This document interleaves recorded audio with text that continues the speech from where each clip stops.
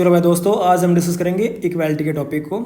So first understand this thing कि भाई syllabus में इक्वालिटी के अंडर में क्या है, we need to find out those things and on the basis of that we are going to find out what has been asked in previous years. Fine, so ये चीज़ याद रखना, हम हमारे PYQs को एक्सप्लोर करेंगे, उससे पहले हम सिलेबस देखेंगे। फाइन, और मैं हर एक डॉक्यूमेंट के अंदर मैंने ये डायमेंशन लिखी हुई है कि भाई कोई भी क्वेश्चन आएगा उसके अंदर I will try to find out what are the concepts involve in the question. ठीक है, तो कॉन्सेप्ट्स कौन से हैं और कीवर्ड कौन से हैं और उस क्वेश्चन के अंदर थ्योरी की डायमेंशन कौन सी है, ये आप याद रखना कि थ्योरी कौन सी एप्लीकेबल हो रही है उस क्वेश्चन के अंदर। I need to find out that and then what could be the different dimensions of the given question. Fine, ये चीज़ आपको एक्सप्लोर करनी है। Then themes are being repeated, theme का रिपीटिशन हो रहा है और थीम का रिपीटिशन हो रहा है इसका मतलब ये है कि जैसे ही मेरे को मौका मिलेगा, मेरे को पता चल गया कि भाई ये थीम 3-4 थीम बार बार पूछी जा चुकी है, so I will prepare that questions holistically. और उसको प्रिपेयर करने के बाद मेरे पास एडवांटेज क्या होगी कि whenever they are going to ask that question, मैं फटाक से आंसर लिख दूंगा। मेरे पास सोचने का इतना टाइम ही नहीं होगा मेरे पास में, I will be having that answer, मेरी फिंगर टिप्स पे आंसर होगा। यही तो है PYQs का फायदा दोस्तों। अगर मान लो आपसे 19 क्वेश्चंस आपको लिखने हैं, अगर आपको पहले से ही पता है कि 5 से 10 क्वेश्चंस की थीम मेरे को पहले से ही पता है, जैसे क्वेश्चन है आपका इंट्रो और आपका कंक्लूजन पहले से तैयार है, खट खट खट खट खट खट आपने लिखा, चीज़ क्लियर हो गई यार। कोई सोचना नहीं, कोई समझना नहीं, कोई दिमाग के ऊपर जोर नहीं दे रहा है। अरे आधा पेपर तो आपने वैसे ही कर दिया और आधा क्या मैं बता रहा हूँ, लिख लो।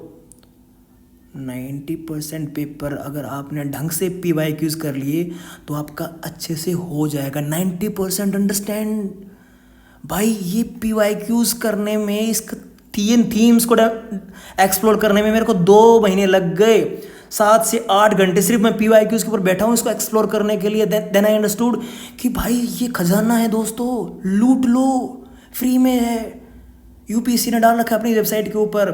Just you need to brainstorm these themes. ये मैंने पहले कर दिया है। अगर मैंने पहले कर दिया, मैं शेयर भी कर रहा हूँ, फिर भी I will request you to use your own mind. उसको एक्सप्लोर करने में दिमाग को खर्च करो, इस पे जंग मत लगने दो। This is what exactly we suppose to do. So now when we know that these are the different dimensions, these themes are being repeated, अब उसके अंदर कौन कौन से कंटेम्प्रेरी एग्जाम्पल्स को हम घुसा सकते हैं, you should be having that kind of understanding. अब मैं क्या कर रहा हूँ, whenever any news comes with related to these topics, मैं उनको डिफरेंट डॉक्यूमेंट्स में उनको डॉक्यूमेंट कर रहा हूँ। और आप within like next 6 months I'm going to bring that particular module जिसके अंदर सारे के सारे एग्जाम्पल्स हर एक थीम के, जैसे इक्वालिटी की। अब like in this particular whatever we have been seeing in nowadays, so equality से related जो भी contemporary development होंगे, I am going to bring all those when we are going to discuss these topics। तो ये चीज़ें हैं, इन सब का ही मिश्रण हमारे PYQs के अंदर आपको मिलता है। कि जब हम देखते हैं कि भाई कोई ऐसी स्टेटमेंट है जिसको फ्रेम किया गया है by keeping in the mind whatever happening in the contemporary times, so वहाँ पे the scope of contemporary examples is clearly being seen. तो ये आपको याद रखना है। Now coming to the questions, पहला क्वेश्चन है जो 2014 में पूछा गया है, how is liberty a precondition for equality. Precondition for equality, explain the relationship between equality and liberty. ये तो क्लियरली ही हमारे सिलेबस का पार्ट मतलब एग्जैक्टली ऐसा ही है। Relationship between equality and liberty is part of our syllabus. Now the first dimension of the question, how liberty is a precondition for equality. Question क्या पूछना चाह रहा है आपसे कि भाई इक्वालिटी इंश्योर करने से पहले क्या हमारे पास लिबर्टी है। So when we are having liberty then only we can have equality. अब यहाँ पे पहले इसको एड्रेस करो क्लियरली। फाइन, अब देखो ये जो डायमेंशंस ये लिखी हुई है मैंने, ये आप अपने आप पढ़ लेना, मैं इनके ऊपर नहीं जाऊंगा क्योंकि वही सिंपल सा रिपीटेशन होगा। I don't want to repeat these things, this is going to be available to you, you can understand these dimensions which have been already written. मैं आपको इसके ऊपर बात करेंगे हम कि कैसे कैसे हम आंसर को एक्सप्लोर कर सकते हैं। Now how is liberty is a precondition for equality. अब भाई इक्वालिटी हमको इंश्योर करनी with in the society, fine, equality, उससे पहले उसकी प्री कंडीशन क्या होनी चाहिए कि लिबर्टी होनी चाहिए। अब लिबर्टी क्या है? लिबर्टी है भाई freedom, that everyone is free to do whatever they want to do, everyone is free, fine, there is no any constraint on anyone. अब सब फ्री हैं, फाइन, सब फ्री हैं to whatever they want to do, obviously they cannot interfere in other rights, so they are free to that extent that they are not interfering in others rights. So अगर ऐसी liberty है, ऐसी freedom है सबके पास में, then we can say that there is going to be equality. अब इसमें क्या डायमेंशन है? देखो, स्टेट है, सबसे बड़ी जो पॉलिटिकल एजेंसी है वो स्टेट है। अब state is going to ensure that every single citizen is having equality, सबके पास इक्वालिटी है दोस्त, सब इक्वल है यहाँ पे, fine, and they are having equal liberty. किसी के पास कोई ऐसी चीज़ नहीं है कि भाई ये एक बंदा है, ये तो है ना सबसे अलग है, ये सब पे हुक्म चलाएगा, ऐसा कुछ नहीं है भाई, fine. They can be the functionary of state and state can give them certain function, certain powers, okay, with help of some laws और कॉन्स्टिट्यूशन, ये ऐसा स्टेट प्रोवाइड कर सकता है। लेकिन in the eyes of law everyone is equal, so that is why liberty होनी चाहिए, everyone is free, कोई किसी के अंडर नहीं है, and then it is going to ensure equality. Simple सी बात है, कोई इसमें ज़्यादा कोई बहुत वो नहीं है। Now there is relationship between equality and liberty. अब इक्वालिटी और लिबर्टी के अंदर दो चीज़ें हैं दोस्तों, ये बात याद रखना। एक चीज़ है जहाँ पे इक्वालिटी और लिबर्टी दोनों कॉम्प्लीमेंट्री हैं, ठीक है। एक है जहाँ पे इक्वालिटी और लिबर्टी एक दूसरे को बिकमिंग सम काइंड ऑफ क्या बोलते हैं उसको, अपोजिशंस क्रिएट कर रही हैं, ए काइंड ऑफ टेंशन है, ए काइंड ऑफ कुछ कॉन्फ्लिक्ट है उनके बीच में। अब इन दोनों डायमेंशंस को आपको लिखना है। अब कॉम्प्लीमेंट कैसे कर रही है? फॉर एग्जाम्पल, अगर भाई लिबर्टी ही नहीं होगी, जो कि पहली डायमेंशन तो यहाँ पे पहली ही आ रही है, अगर लिबर्टी ही नहीं होगी, अगर आप फ्री नहीं हो कुछ भी करने के लिए, तो यू आर नॉट इक्वल। अब आपके ऊपर कुछ लिमिटेशंस लगा दी कि भाई ये लोग हैं ना, ये जो लोग हैं, ये इस गांव में रहते हैं, इन लोगों को इस पर्टिकुलर सिटी में नहीं आने देंगे हम, ये हमने इनके ऊपर एक बाउंडेशन लगा दी। अब भाई यहाँ पे इक्वालिटी कहाँ पे है? इन लोगों के ऊपर आपने बाउंडेशन लगा दी, दूसरे गाँव वाले वहाँ पे जा सकते हैं। सो ये तो आप फ्री नहीं हो, यहाँ पे you are unfree, so there is no equality. So liberty और इक्वालिटी ये कॉम्प्लीमेंट्री हैं दोनों, फाइन। अगर सभी इक्वल हैं तो we can say that yes यार we are having liberty, fine, no one is having.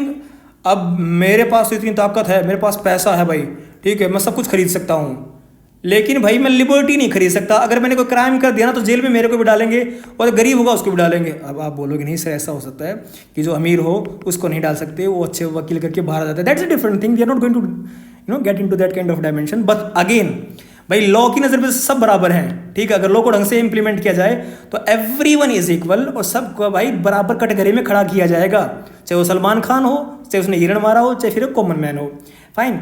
So this is like in theoretical sense I'm saying this is how it is being seen। तो equality और liberty यहाँ पे complementary है। अब दूसरी dimension कि भाई कैसे कॉन्फ्लिक्ट आ जाता है उनके अंदर।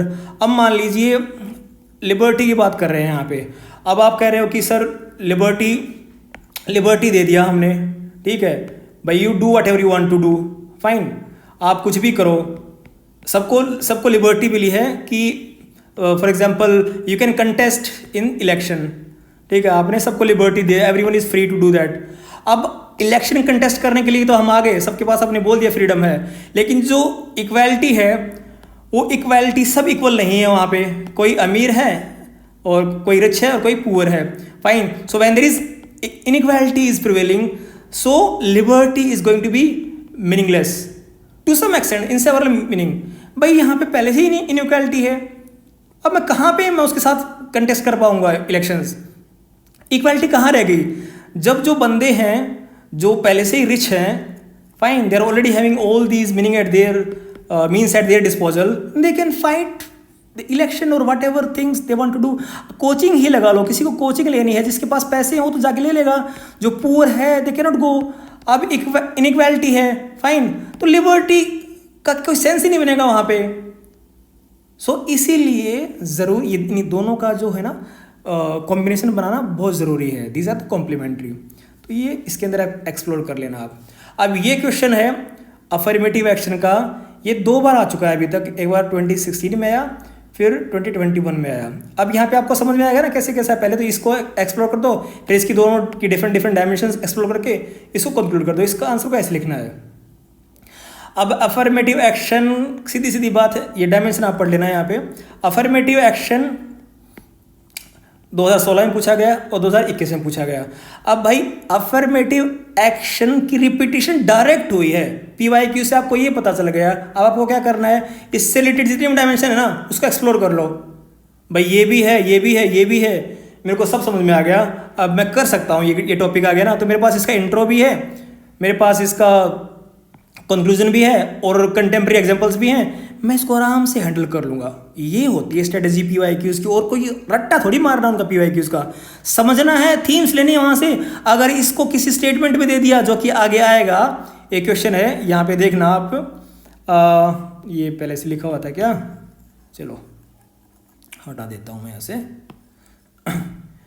ये देखो क्वेश्चन है, affirmative action policies draw as much as strong criticism as strong support. अब यहाँ पे उसको क्रिटिसाइज भी कर रहे हैं और उसकी सपोर्ट भी अफर्मेटिव एक्शन की। सो ये दोनों डायमेंशन आपको सिग्निफिकेंस भी बता देनी है उसकी और लिमिटेशन भी बता देनी है। दोनों डायमेंशन इस क्वेश्चन के अंदर पूछ लिए आपको।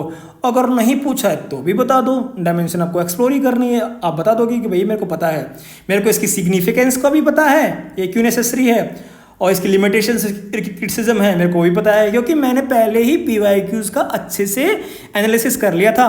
मेरे को पता चल गया था कि भाई PYQs इंपॉर्टेंट है, और मैं चुपचाप बैठा और मैंने उसको एनालिसिस किया और भाई मैंने आंसर कर दिया उसका। इस बात को समझो। अगर कोचिंग के लिए भी जा रहे हो, अगर किसी पर्टिकुलर नोट्स को रेफ़र कर रहे हो या फिर कोई टेस्ट सीरीज कर रहे हो, अगर वहाँ पे ये चीज़ें क्लियरली समझ में आ रही हैं, उनकी उसके अंदर है, उस कोचिंग के अंदर, उस नोट्स के अंदर, then you are going into the right direction. हाँ, ये क्वेश्चन डायमेंशन आप और एक्सप्लोर कर सकते हो, उसको और वाइड कर सकते हो, वो आपको हेल्प ही करेगा आपकी अंडरस्टैंडिंग के अंदर। So this is how we are going to explore this thing. हाँ, अफर्मेटिव एक्शन क्या होता है दोस्तों, देखो ये भी इक्वालिटी ऑफ आउटकम से रिलेटेड है दोस्तों। इक्वालिटी ऑफ अपॉर्चुनिटी और इक्वालिटी ऑफ आउटकम, ये 2 चीज़ें हैं। ठीक है, आगे क्वेश्चंस भी आएगा इसके ऊपर। इक्वालिटी ऑफ आउटकम क्या है कि भाई देखो, जो भी कोई पॉलिसी बनेगी, ठीक है, जो भी कोई पॉलिसी बनेगी, जो उसका आउटकम होगा उसमें सब बराबर होंगे। कुछ भी है, मान लो हमको कोई सोशल गुड डिस्ट्रीब्यूट करनी है कि भाई हम अवार्ड देंगे, ठीक है, अब हम ये 4 अवार्ड देने वाले हैं, मान लीजिए फॉर एग्जांपल 4 अवार्ड देने वाले हैं हम, तो ये है ना, मान लो 4 लोग हैं, ठीक है, तो ये सबके बीच में डिवाइड होंगे। भले ही कोई अच्छा भागा हो, मान लो एक टॉप रनर का, एक टॉप क्या बोलते हैं, किसी ने लॉन्ग जंप किया, किसी ने कोई ने जेवलिंग थ्रो किया, लेकिन हम है ना एक ही इंसान को सभी नहीं देंगे, हम बांट देंगे इनको। इसका एसेंस यही है कि आउटकम, जो आउटकम होगा ना सब में बराबर बटेगा भाई। ऐसी पॉलिसी बनाएंगे हम। तो ये स्पेसिफिकली है ना, सोशल आउटकम को छोड़ो, ये इकोनॉमिक इक्वालिटी के ऊपर ज़्यादा फोकस होता है इसका, इस बात को समझना, ठीक है। Equality, economic equality, affirmative action का एसेंस कहीं ना कहीं से जाके इकोनॉमिक इक्वालिटी से होता है। फॉर एग्जांपल अफर्मेटिव एक्शंस यहाँ पे रिजर्वेशन पॉलिसीज से हम लोग समझते हैं, ठीक है, रिजर्वेशन पॉलिसीज। अब रिजर्वेशन पॉलिसी किस चीज़ के लिए दे रहे हैं दोस्तों, जॉब्स में दे रहे हैं, ठीक है, प्रमोशन में दे रहे हैं, फाइन। सो रिजर्वेशन इन चीज़ के अंदर दे रहे हैं, या फिर कोई भी चीज़ हो, रिजर्वेशन जब उसमें मिलता है ना, तो you are going to enjoy the wider economic benefits attach to that particular thing. इस बात को समझना। हाँ, पॉलिटिकल राइट्स भी होते हैं, जैसे कि मान लो आपका राज्यसभा में, सॉरी लोकसभा में और स्टेट असेंबलीज में SC और STs को वो दिया गया है, रिजर्वेशन दिया गया है। Anyway this particular is about creating kind of opportunities for those who are left behind because of some historical disadvantage, because of some social conditions. ये जो लोग पीछे छूट गए हैं, चाहे SC ST हैं, चाहे विमेन हैं, चाहे और for example physically challenged people हैं, they are having certain disabilities because of historical situations, because of social conditions. तो भाई उनके लिए हम क्या करेंगे, उनको हम रिजर्वेशन देंगे, उनको हम एक ऐसी चीज़ें उनको हम डिस्क्रिमिनेशन होगा, ये पॉजिटिव डिस्क्रिमिनेशन होता है, इसको बोलते हैं पॉजिटिव डिस्क्रिमिनेशन। डिस्क्रिमिनेशन होगा लेकिन positive, to uplift those peoples who are already downtrodden, who are already being marginalised, so we are going to provide them some kind of positive discrimination. So इसको positive discrimination की policies भी बोला जाता है। तो ये dimensions आपको लिखना है, फिर इसकी लिमिटेशंस लिख देने हैं कि भाई देखो लिमिटेशन सिग्निफिकेंस तो ये है कि जो लोग पहले से ही मतलब they are at disadvantage, they are going to get they will come at level playing field, उनके पास लेवल प्लेइंग फील्ड होगा कि they can come and they can fight. भाई जो पहले से ही गरीब का बच्चा है उसको भी आपने स्टेट के द्वारा कोचिंग दिला दी, स्टेट स्पॉन्सर्ड कोचिंग दिलवा दी आपने, तो वो भी एग्जाम में बैठने के लायक हो जाएगा, और ना फिर कैसे कम्पीट कर पाएगा वो। तो इसीलिए अफर्मेटिव एक्शंस जरूरी होता है उन लोगों के लिए कि जो जिनके पास ऑलरेडी डिसएडवांटेज है, they can not consider as at equal footing, उनको एक प्रॉपर प्लेटफॉर्म मिलेगा so that they can participate in that race.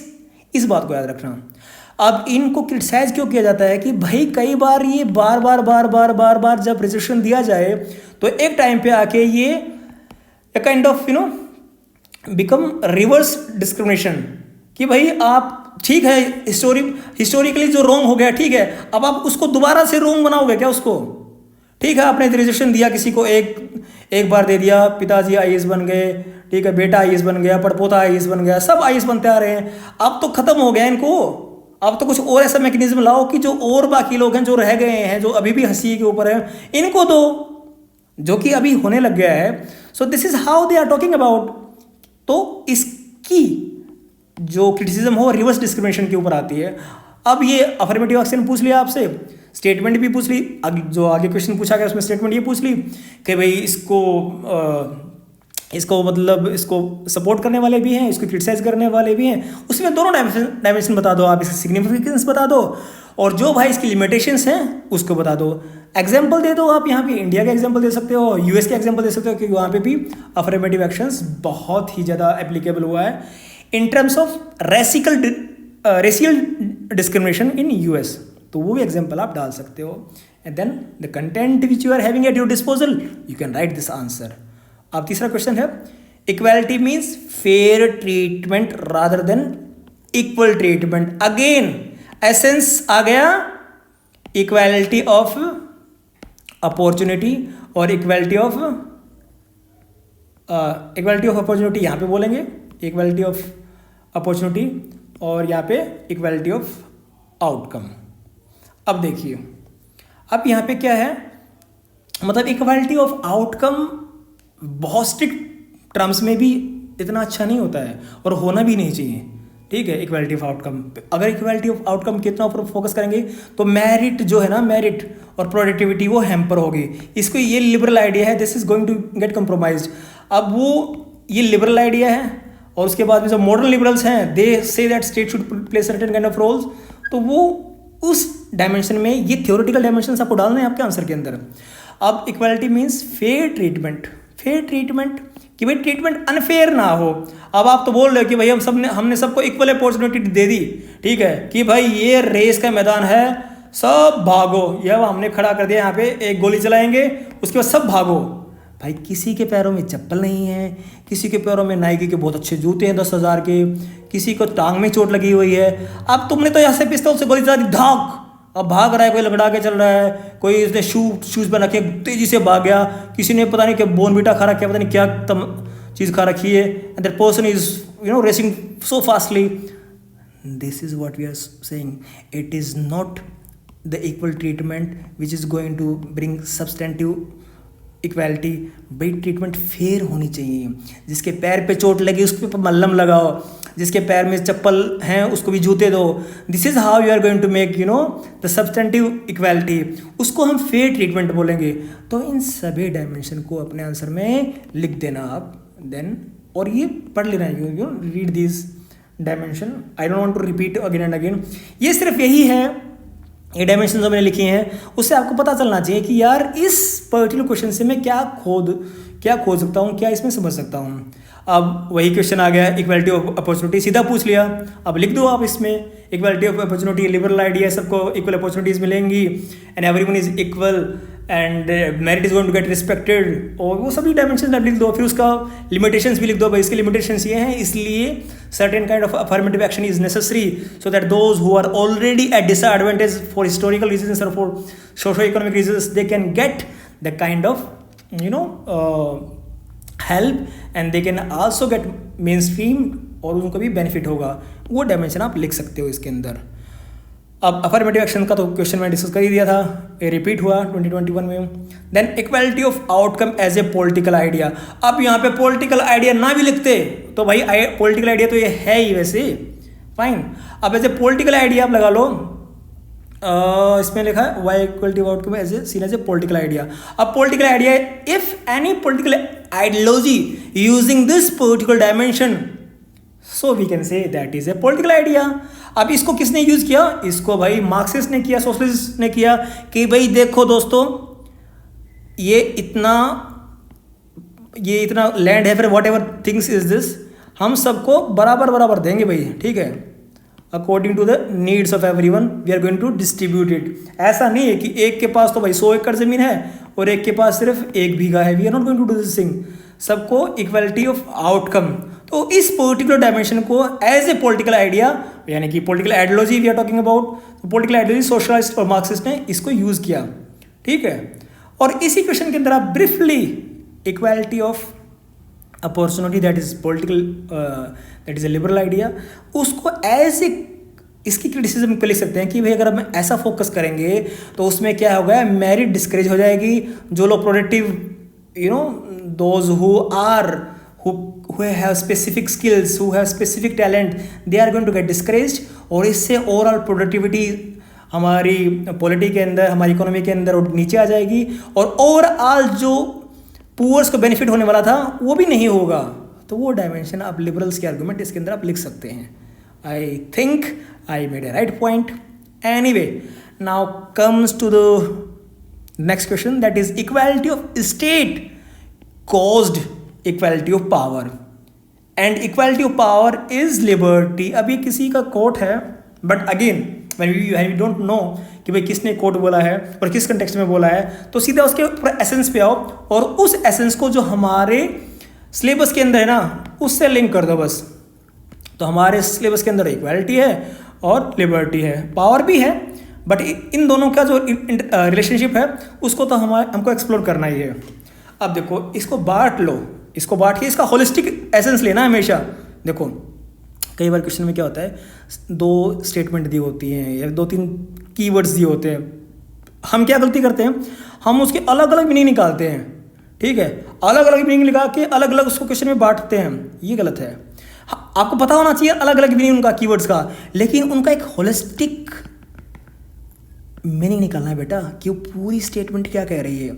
This is where your talent is going to get assessed, कि भाई इस बच्चे ने उसका एक होलिस्टिक असेसमेंट किया उस पर्टिकुलर स्टेटमेंट का। अब यहाँ पे क्या कह रहा है, equality of states means equality of property, caused equality of power. अब सबके पास इक्वल प्रॉपर्टी होगी तो सबके पास पावर भी इक्वल होगी। तो ये एसेंशली जो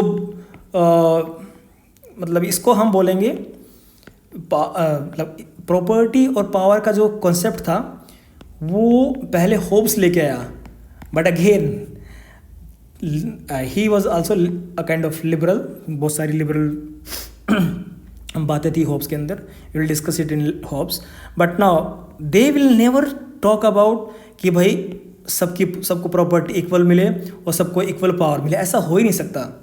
we cannot say this thing, but यहाँ पे आपको इस कोट को समझना है और फिर आपके खुद के व्यूज़ हैं, कमेंट है, इसके ऊपर आपको करना है, ये आप समझना इस क्वेश्चन के अंदर। Now question is equality of state, that is what we are talking about, property, सबके पास प्रॉपर्टी हो, कॉज्ड इक्वालिटी ऑफ पावर, फिर सबके पास पावर भी इक्वल होगी, और उसका एंड रिजल्ट क्या होगा कि equality of power is liberty, then everyone is going to enjoy the liberty. अब ये कह रहा है स्टेटमेंट, अब इसका होलिस्टिक असेसमेंट अब हमको क्या करना है कि भाई देखो सबके पास है ना, सबकी जो प्रॉपर्टी है उसको इक्वल दे दो और उसके बाद सबके पास पावर भी हो जाएगी, and then everyone is going to enjoy liberty. Fine, अब is it equivalent to equality of property propagated by socialists? This is what I am questioning the essence of this particular quote। और उसी को आपको apply करना है कि भाई देखो, यहाँ पे सबको बराबर बांट दिया, सबके इक्वल पावर भी हो गई, उसके बाद सब everyone is enjoying the liberty. लेकिन ऐसा नहीं है, you have to critically analyse this statement कि भाई अगर आपने सबको इक्वल प्रॉपर्टी भी दे दिया ना, फाइन, और सबको इक्वल पावर भी दे दी, फिर भी अब यहाँ पे बहुत सारे डायमेंशन आप लिख सकते हो। यहाँ पे लिबरल क्रिटिसिज्म में आप लिखोगे कि भी देखो, जो जिसके पास मेरिट नहीं है, जिसके पास स्किल्स नहीं है, जिसके पास इंटेलेक्चुअल पावर नहीं है, वो उसको हैंडल नहीं कर सकता, उस प्रॉपर्टी को भी, उस पावर को भी। So again it is going to get concentrated in what, who, those are elites. Fine, तो सर्कुलेशन ऑफ एलीट हो जाएगा, घूम फिर के उन्हीं के पास आ जाएगी। तो ये डायमेंशन भी आप इसके साथ ऐड कर सकते हो। तो भाई ये पॉसिबल नहीं है, it is not possible. If you are talking about substantive equality, नहीं है किसी को भी। अरे अगर मान लो घर में भी हम कोई फ्रूट्स लेके आए हैं, उसको भी काट के देंगे तो इक्वल नहीं बटेगा, किसी को छोटा चला गया, किसी को बड़ा पीस हो गया। तो ऐसी कॉन्क्रीट इक्वालिटी इस्टेब्लिश करना बहुत डिफिकल्ट है। So you can explore this idea including liberal conception और जो सोशलिस्ट और मार्क्सिस्ट कंसेप्शन है, उन दोनों डायमेंशन को आप यहाँ पे लिख सकते हो इसके अंदर। अगेन अफर्मेटिव एक्शन का फिर क्वेश्चन पूछ लिया 2023 में। तो this is we can say it is just a repetition of theme repeat हुई है। अब इसने दोनों डायमेंशन पूछ ली, क्रिटिसिज्म भी पूछ लिया और सपोर्ट भी पूछ लिया, दोनों डायमेंशन लिख दो। और कंटेक्स्ट ऑफ इक्वालिटी कंटेक्स्ट में तो आपको पता नहीं है, affirmative itself is related to equality हमको स्टेब्लिश करनी है सोसाइटी के अंदर। So we are bringing affirmative action and this is to ensure equality of outcome. भाई कोई भी चीज़ है, हमको जॉब्स प्रोवाइड करवानी है सबको, तो हम सबको जॉब मिले, ठीक है, इसके लिए हम क्या करेंगे, जो लोग पहले से डिसएडवांटेज हैं उनको हम रिजर्वेशन दे देंगे। भाई तुमको ना 50 मार्क्स नहीं लेके आने मिनिमम, तुम सिर्फ 30 ले आना, so you are going to qualify for this. यही है इसको, this is a part of affirmative action. अब की क्रिटिसिज्म क्या होगी, यार ऐसे तो क्या होगा, जो मेरिट वाले लोग हैं वो तो पिछड़ ही जाएंगे, ठीक है, और जो मेरिट वाले नहीं हैं वो आगे आ जाएंगे, ये तो रहेगा ही।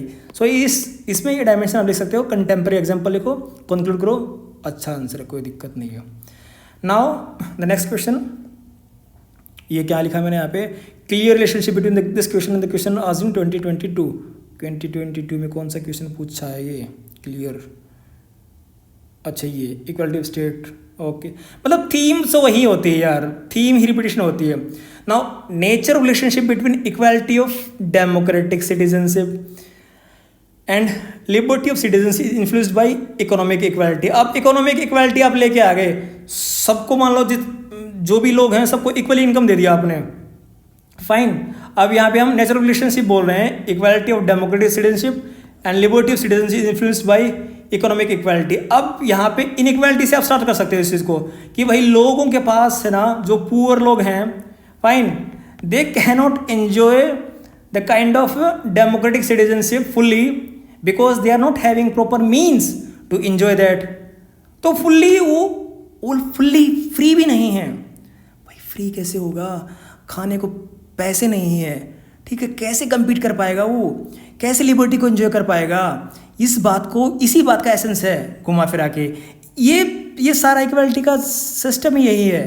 भाई तुम इक्वालिटी ऑफ अपॉर्चुनिटी बोल रहे हो, इक्वालिटी ऑफ अपॉर्चुनिटी दे दी भाई तुम बोल रहे हो, लेकिन यहाँ पे इकोनॉमिक इनइक्वालिटी है, ठीक है, इकोनॉमिक इनइक्वालिटी होंगी तो अपॉर्चुनिटी तुमने दे दिया कि आओ compete करो। अरे पहले से ही हम डिसेबल हैं भाई, हमारे पास में है ही नहीं कि हम आपके साथ compete कर पाएँ, ठीक है। आपने टेंडर निकाल दिया कि भाई 10 करोड़ का टेंडर देने वाले हैं हम, कोई भी आके अप्लाई कर सकते हैं टेंडर के लिए। अरे मेरे पास तो उतना ना, तो मेरे पास पैसा है इसको वो करने के लिए, ना मेरे पास में कुछ दिखाने के लिए नहीं, कैसे मैं उसको compete कर पाऊँगा।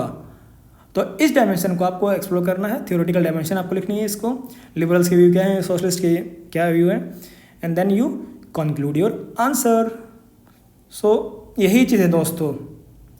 अब मैं इसको रैपअप करूँगा इस पर्टिकुलर वीडियो को। इस बात को याद रखना कि हमको PYQs करते वक्त ये बात याद रखनी है कि भाई कैसे ये different dimension we should be knowing so that we can get the conceptual clarity and we get this idea कि भाई कुछ भी पूछ ले examiner, we are ready to write, क्योंकि हमको सब पता है कि तुम्हारी जड़ कहाँ तक है दोस्त, और हम सब एनालाइज करके बैठे हुए हैं, हमारे पास सारे स्पेसिफिक इंट्रो और कंक्लूजन प्रॉपर हैं, और कंटेंट जैसे भी आया उसको हम हमारे डिमांड के हिसाब से हम अकोमोडेट कर सकते हैं.